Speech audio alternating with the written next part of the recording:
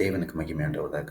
யோபு 3 அதிகாரம் 25 நான் பயந்த காரியம் எனக்கு சம்பவித்தது, நான் பயப்பட்டது எனக்கு வந்தது. இந்த வசனத்தை படிக்கும் போதே நிறைய பேருக்கு பயம் வந்துடும். ஐயோ, என்ன இப்படி ஒரு வசனம், இது ஆகாமல் இருக்குன்னா நான் என்ன பண்ணணும் பிரதர், நான் எது நடக்கக்கூடாதுன்னு நினச்சினோ அது நடக்கணுமோ அப்படின்னு பயமாக இருக்குது. இதுக்காக நான் என்ன பண்ணணும்னா பதில் ஒன்று தாங்க, பயப்படுதுன்னு எடுத்துங்க. ஏன்னா ஆண்டவர் சொல்கிற வசனம் என்னன்னா, நான் உங்களுக்கு பயத்தின் ஆவியை தராமல் அப்பா பிதாவை என்று கூப்பிடப்படுகிற புத்திர சிவிகார்த்தின் ஆவியை தந்திருக்கிறேன் அப்படின்னு சொல்கிறாரு.